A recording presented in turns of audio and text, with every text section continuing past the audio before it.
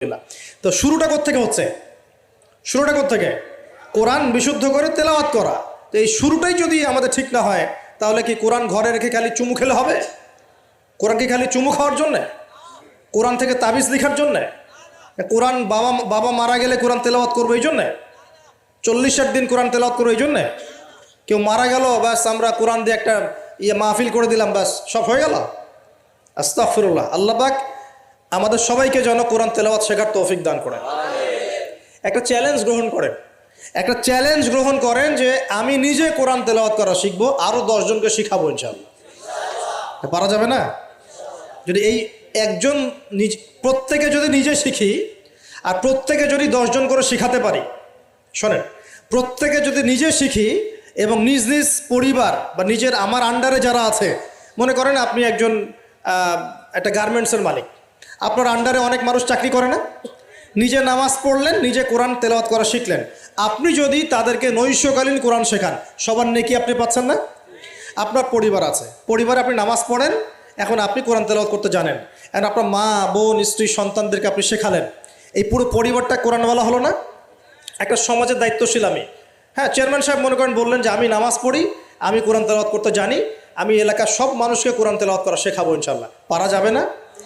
এভাবে যদি সবাই দায়িত্ব নেই, আমার বিশ্বাস 10 বছরের মধ্যে বাংলাদেশের 16 কোটি মানুষকে কোরআন শেখানো যাবে ইনশাল্লাহ। ওই দিন আর স্লোগান তুলতে হবে না যে আল কোরআনের আলো ঘরে ঘরে চালো, অটোমেটিকলি সবার ঘরে কোরআন জ্বেলে যাবে ইনশাল্লাহ। জানবে না? এই কাজটা না করে খালি স্লোগান দিলে কাজ হবে? বলেন তো কাজ হবে? এই যে একটা আয়াতই বললাম, গায়রুল মাগদুবি আলাইহিম ওয়ালাদ-দাল্লিন, এখন তো বুঝলেন আয়াতের অর্থ কি? আল্লাহর রাসূল আমাদেরকে বলছেন তোমরা ইহুদিদের পথ অনুসরণ করো না, তোমরা নাসারাদের পথ অনুসরণ করো না। কিন্তু বাস্তবতা হচ্ছে আমার সব ক্ষেত্রেই ওদের আদর্শেই চলছে, চলছে না? আপনার বিয়ে শাদী, বিয়ের আগের অনুষ্ঠান, গায়ে হলুদ, আপনার পরিবার, আপনি যে মিডিয়াগুলো দেখছেন সেই মিডিয়াগুলা, হ্যাঁ, আপনার পলিটিক্যাল সিস্টেম, সুদভিত্তিক অর্থনৈতিক সিস্টেম, তারপরে আপনার কি বলবো, দেহের পোশাক পরিচ্ছেদ, লেবাস, পোশাক, চেহারা, সুরত, সব কিছু ওদের মতো না? আমি তো দেখালাম এমনকি বাথরুমের কমোড পর্যন্ত ওদের মতোই, তাই না? তো এখন এই একটা আয়াত বুঝলেই আপনি বুঝতে পারছেন যে আসলে সব তো উল্টা চলছে। এখন যদি পুরো কোরআনটা বুঝতে পারি, পুরো কোরআনের 6236টা আয়াতই বুঝতে পারি, তাহলে এই সমাজটা পরিবর্তন হতে সময় লাগবে? এই কারণেই তো কোরআন থেকে দূরে সরানোর জন্য এত পায়তারা চলছে। মানুষ চাচ্ছে, এক শ্রেণীর মানুষ চাচ্ছে বিশ্বের যে মুসলিমরা যেন কোরআন থেকে দূরে সরে যায়, কারণ তারা জানে যদি আমরা কোরআন থেকে দূরে সরে যাই আমাদেরকে শাসন করা সহজ হবে। ওই পশ্চিমারা আমাদেরকে শাসন সহজেই করতে পারবে, আর আমরা যদি কোরআনকে আঁকড়ে ধরি ওদের বাপেরও ক্ষমতা নেই আমাদেরকে শাসন করে ইনশাআল্লাহ, বরং আমরা ওদেরকে শাসন করবো ইনশাআল্লাহ। আমরা করি না, মনে করছেন? 1200 কত বছর? 1200 বছর করেছি। কত বছর? বিশ্বাস করছেন না? ইতিহাস পড়েন, নবী সাল্লাল্লাহু আলাইহি ওয়াসাল্লামের যুগ থেকে শুরু করে এই তো 1914 সাল পর্যন্ত আমরা সারা বিশ্ব শাসন করেছিলাম। মনে হচ্ছে গাল গল্প? এখন বিগত 70, 80, 100 বছরে আপনার কাছে মনে হচ্ছে যে শক্তি তো সব ওদের হাতে চলে গেছে, আমাদের হাতে নাই। ইনশাআল্লাহ তাআলা আবার ফিরে আসবে ইনশাআল্লাহ। তবে ওই যে বললাম এমনি এমনি আসবে মান্না সালোয়ার মতো, নাকি আমাদের কিছু দায়িত্ব আছে ভাই? এই যে প্রথম এক ভাই বলেছিল না কি করতে হবে, এখন শোনেন কি করতে হবে। 1 নাম্বার, আমাদের সবাইকে তওবা করে ফিরে আসতে হবে। কি করতে হবে? সূরা নূর পড়ছিলাম আসার সময়, আল্লাহ পাক বলেছেন তুবু ইলাল্লাহি জামিআন আইয়ুহাল মুমিনুন লাআল্লাকুম তুফলিহুন, তোমরা সবাই একসাথে, হে মুমিনগণ তোমরা সবাই একসাথে আল্লাহর কাছে তওবা করো যাতে তোমরা সফল হতে পারো। আগে কি করতে হবে? আল্লাহকে বলতে হবে আল্লাহ আমরা ব্যক্তিগতভাবে, পারিবারিকভাবে, সামাজিকভাবে, রাষ্ট্রীয়ভাবে যত পাপ করেছি আল্লাহ সব মাফ করে দাও। আল্লাহ আমরা তোমাকে ভালোবাসি, তোমার নবীকে ভালোবাসি, তোমার কালামকে ভালোবাসি, আমরা জান্নাতে যেতে চাই, দুনিয়াতেও সফল হতে চাই, আল্লাহ তুমি আমাদেরকে মাফ করে দাও। এবং আগামী পুরো জিন্দেগি আল্লাহ তুমি আমাদেরকে 5 ওয়াক্ত নামাজি বানায় দাও, কোরআনওয়ালা বানায় দাও, সুন্নতওয়ালা বানায় দাও, আপসে মিল মোহব্বত বানায় দাও, আমাদেরকে তোমার পক্ষ থেকে বেহিসাব রিজিক দান করো এবং এমনভাবে চলার তৌফিক দাও যাতে আমরা আবার বিশ্বের সেই শাসন ফিরে পাই ইনশাআল্লাহ। দোয়া করা যাবে না? 1 নাম্বার কাজ তওবা করে ফিরে আসা। 2 নাম্বার হচ্ছে বেশি বেশি জ্ঞান অর্জন করা। কি করা? জ্ঞান অর্জন ছাড়া কোনো লাভ নাই। একদিন মাহফিল শুনতে আসছেন, যদি মনে করেন যে বাস কাজ হয়ে গেছে, আসলে কিছুই হয় নাই। মন খারাপ করেন না, আসলে কিছু হয়নি। এখন এখান থেকে আপনাকে ইন্সপিরেশন নিয়ে আগামী দিনে চলতে হবে। জ্ঞান অর্জন করতে হলে কি করবেন? খালি একটা ভিডিও দেখবেন, একটা খালি বিচ্ছিন্ন বই পড়বেন। এখনকার যুব সমাজের অন্যতম প্রবলেম হচ্ছে, যারা প্র্যাকটিসিং মুসলিম তাদের কথা বলছি, যে এদের পড়াশোনার কোনো কনস্ট্রাকটিভ সিলেবাস নাই। এরা বিক্ষিপ্তভাবে জ্ঞান অর্জন করে। এই আদনান ভাইয়ের লেকচার শুনলাম, এই অমুক শায়েখের একটা লেকচার শুনলাম, অমুক দায়ের একটা লেকচার শুনলাম, হ্যাঁ অমুকের একটা বই পড়লাম, তমুকের একটা বই পড়লাম, বিক্ষিপ্ত জ্ঞান। এই বিক্ষিপ্ত জ্ঞান আপনার মাথাটাকে এলোমেলো করে দিবে। আর অনলাইনে ঢুকলে দেখবেন এ ওর বিরুদ্ধে কথা বলছে, এ ওর বিরুদ্ধে, এ ওর পিছনে লেগে আছে, এর পিছনে লেগে আছে। এখানে ভালো যতটুকু পাবেন, খারাপের চেয়ে বেশি পাবেন। এখানে এভাবে জ্ঞান অর্জন করা যাবে না। কীভাবে? যেভাবে আমরা চেষ্টা করছি। হয়তো ওয়াজ মাহফিল এসে আমরা যতটুকু জানি এর 30, 40, 50% কথাও কিন্তু বলতে পারি না। যা জানি তার হয়তো 30, 40% আমরা বলতে পারি না বিভিন্ন কারণে। কিন্তু জ্ঞান অর্জনের পথটা কি হবে? এখানে মাদ্রাসা আছে, মসজিদ, মাদ্রাসা, কওমি ওলামায়ে কেরাম আছেন না? ওলামায়ে কেরামের পাগড়ি ধরে বসে থাকবেন। কি করবেন? ওলামায়ে কেরামের পাগড়ি ধরে বসে থাকবেন। শুরু করাবে তারা, দেখবেন আপনি যান, আপনাকে শুরু করাবে কোরআন তেলাওয়াত থেকে। আগে কোরআন তেলাওয়াত করা শিখবেন। সময় লাগুক 1 বছর, লাগুক, যাক 1 বছর লাগবে, আমি শিখবো, ব্যাস 1 নাম্বার। তারপরে ওটা যখন ভালো পারবেন, দেখবেন ওলামায়ে কেরাম আপনাকে বলবে যে এই সূরাগুলো মুখস্থ করো। আপনি নামাজের জন্য যে সূরাগুলো লাগে মুখস্থ করতে হবে না? নামাজের ফরজ, ওয়াজিব, এই সুন্নত, মোস্তাব জানতে হবে না? এই মাসলাগুলো জানবেন, সূরা কালাম মুখস্থ করবেন, দোয়া কালাম মুখস্থ করবেন। তারপরে আপনি যদি আরও বেশি চান, আপনি হিফজ করবেন। কোরআন কি করবেন? হিফজ মানে মুখস্থ করবেন। আমার তো মনে হয় আমরা যদি 1 বছর চেষ্টা করি, আমরা সবাই কমপক্ষে 1 পারা হলেও মুখস্থ করতে পারবো না? ইনশাআল্লাহ। কোনো সমস্যা নেই। এরপরে আপনি যদি আরও বেশি চান, তখন আরবি ভাষা এবং সাহিত্যের কিছু ব্যাকরণিক ক্লাসিক্যাল বই আছে। এই বইগুলো ধরে ধরে পড়তে হবে আলেমদের কাছে। খুব বেশি সময় লাগবে না। আপনি মনে করছেন যে অনেক সময় লাগবে, এত সময় লাগবে না। আপনার মেধা যদি শার্প হয়, এটা ডিফার করে। কারো মেধা খুব শার্প, কারো মেধা অল্প নিতে পারে। ইনশাআল্লাহ 2-3 বছর সময় দেন, ইনশাআল্লাহ দেখবেন আপনি অ্যারাবিক ক্লাসিক্যাল বইগুলো পড়ার যোগ্যতা অর্জন করেছেন ইনশাআল্লাহ। এরপর কি লাগবে? এরপর আসবেন আপনি হাদিসের বইগুলো পড়বেন, আস্তে আস্তে আপনি তাফসির অনুবাদগুলো কিনবেন। এখন তো হাদিসের বইগুলো বাংলায় অনুবাদ হয়ে গেছে। অনেক তাফসির বাজারে চলে আসছে। এই তাফসির পড়লে আপনি মুফাসসির হয়ে যাবেন, মুহাদ্দিস হয়ে যাবেন, এটা বলছি না, কিন্তু অ্যাটলিস্ট আপনি কোরআন তো জানতে পারবেন।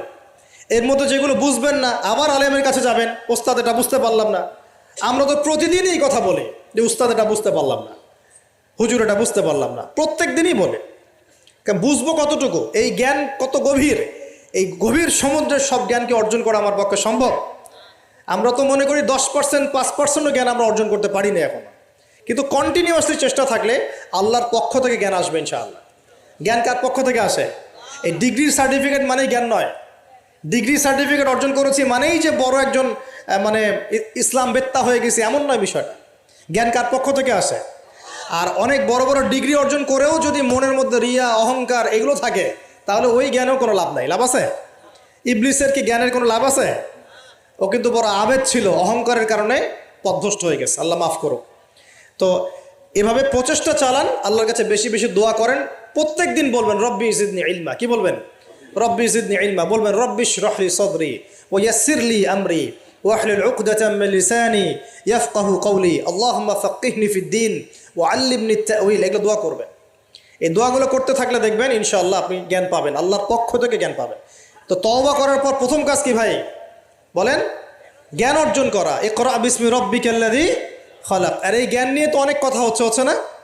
এখন এই জ্ঞান অর্জন করবেন কোন জ্ঞান? যে জ্ঞান আপনাকে আল্লাহ এবং তার রাসূলের দিকে নিয়ে যাবে, সেই জ্ঞান অর্জন করবেন। যে জ্ঞান আপনাকে আল্লাহ এবং তার রাসূল থেকে দূরে সরাই দিবে, সেই জ্ঞান অর্জন করতে যাবেন। ব্যাস, কথা শেষ। এখন আপনি নিজেই বুঝতে পারবেন কোন জ্ঞান আপনাকে আল্লাহর দিকে নিচ্ছে আর কোন জ্ঞান আপনাকে আল্লাহ থেকে দূরে সরাচ্ছে। শুধুমাত্র ইসলামিক জ্ঞানই কি অর্জন করব, না বৈষয়িক জ্ঞানও দরকার আছে? উত্তর অবশ্যই বৈষয়িক জ্ঞানও দরকার আছে। এটাই উত্তর। এই বৈষয়িক জেনারেল জ্ঞানগুলো অর্জন না করলে কোরআন সুন্নাহকে হাতে নিয়ে বিশ্বকে চ্যালেঞ্জ করা যাবে। বুঝতে পারছেন না কথা? কোরআন সুন্নাহর জ্ঞান থাকবে ভিতরে, আবার আপনার মধ্যে সমকালীন জ্ঞানগুলো থাকতে হবে। এরপরে দেখবেন ইনশাআল্লাহ আপনি ডিনামাইট। ইনশাআল্লাহ আপনি পলিটিক্স বুঝবেন, আপনি সোশ্যাল অ্যাফেয়ার্স বুঝবেন, আপনি পলিটিক্যাল অ্যাফেয়ার্স বুঝবেন, ওয়ার্ল্ড অ্যাফেয়ার্স বুঝবেন, ইকোনমিক সেকশন বুঝবেন, সবই বুঝবেন ইনশাআল্লাহ। ইনশাআল্লাহ তাহলে আপনি তখন জনশক্তি হবেন। কি হবেন? জনশক্তি। এর সাথে দরকার কারিগরি শিক্ষা। কি শিক্ষা? এই শিক্ষাটাও খুব দরকার। কারণ চাইনিজরা দেখেন না, কারিগরি শিক্ষার এবং কৃষি শিক্ষায় মানে দক্ষ হওয়ার ফলে তারা কৃষি জমি বাড়াতে পেরেছে, প্রবৃদ্ধির হার বাড়াতে পেরেছে, এবং কারিগরি শিক্ষা প্র্যাকটিক্যাল শিক্ষিত হয়ে ওরা সারা বিশ্বের ডিভাইস যন্ত্রগুলো তৈরি করছে এবং সারা বিশ্বের মার্কেট দখল করে বসে আছে। আপনার হাতে যে ফোনটা, ওটাও দেখবেন তারই তৈরি করা। তাহলে এই শিক্ষাটা বেশি ইম্পর্টেন্ট, প্র্যাকটিক্যাল শিক্ষা। তো প্রথম কথা ভাই, তওবা করে ফিরে আসতে হবে। দ্বিতীয় কথা হচ্ছে অবশ্যই সবাইকে কী করতে হবে ভাই? জ্ঞান অর্জন করতে হবে। জ্ঞান অর্জনের একটা সিলেবাস আছে, এটা বললাম। কোরআন শেখেন, আরবি শেখেন, হাদিস পড়া শেখেন, ওলামায়ে কেরামের সোহবতে থাকেন, ইনশাআল্লাহ তাআলা আল্লাহ আপনাকে জ্ঞান দিবেন ইনশাআল্লাহ। আর জ্ঞান আসা মাত্রই যে আমি সব কিছু বুঝে ফেলবো তা নয়। জ্ঞান অর্জন একটা ক্রমবর্ধমান সিলসিলা। দোলনা থেকে কবর পর্যন্ত শেখার কোনো শেষ আছে? আল্লাহ পাক আমাদের সবাইকে জ্ঞান অর্জন করার তৌফিক দান করুন। এরপর কি, ওই যে আল্লাহ পাক ইবাদত করতে পাঠিয়েছেন দুনিয়ায়, তাই যতটুকু জানবো ততটুকু আমল করবো ইনশাআল্লাহ। পারা যাবে তো ইনশাআল্লাহ? যা জানি আমল করবো ইনশাআল্লাহ। জেনেছি আজকে আমি যে সুবহানাল্লাহ পড়লে 100 বার সুবহানাল্লাহ পড়লে 1000 নেকি হয়, বাস আমল করা শুরু করবো ইনশাআল্লাহ। জেনেছি আজকে কোরআনের একটা হরফ পড়লে 10 নেকি হয়, কোরআন তেলাওয়াত করবো ইনশাআল্লাহ। এখনই জেনেছি সূরা কাহাফের প্রথম 10 আয়াত মুখস্থ করলে আল্লাহ দাজ্জাল থেকেও বাঁচাবেন, মুখস্থ করে ফেলুন ইনশাআল্লাহ। একটু আগে জানলাম ঘুমানোর আদব কি, আজকে আমল করবো ইনশাআল্লাহ। একটু আগে জানলাম ইস্তেঞ্জা করার আদব কি, আজকে আমল করবো ইনশাআল্লাহ। যা জানবো আমল করবো ইনশাআল্লাহ। পারা যাবে ইনশাআল্লাহ। এবং নিজে আমল করব, সবার আগে নিজের পরিবারে প্রতিষ্ঠা করব। আগে সমাজে দৌড় দিব না, আগে কোথায় দৌড় দিব? আগে পরিবারে। আমার পরিবারে যদি বেনামাজি থাকে আমার সন্তান সন্ততি, আর আমি নামাজের ওয়াজ করে বেড়াই, মানুষ শুনবে? আমার পরিবারে আল্লাহ না করুক যদি নিজের বউ বেপর্দায় চলে, হ্যাঁ, আর আমি যদি আসে আপনাকে পর্দার ওয়াজ করি, আপনি শুনবেন? কোনোদিনও শুনবেন না। এই কারণে আগে নিজের পরিবারের মধ্যে কায়েমের চেষ্টা করতে হবে। এখানে একটা কথা বলে রাখি, অনেক চেষ্টা করার পরেও কখনো কখনো পরিবারের লোকজন নাও শুনতে পারে। বুঝতে পারেনি মনে হয়? অনেক চেষ্টা করেছেন, তারপরেও পরিবারের লোক শুনছে না, এমন হতে পারে না? নূহ আলাইহিস সালামের ক্ষেত্রে হয় নাই? লূত আলাইহিস সালামের ক্ষেত্রে হয়নি? হয়েছে।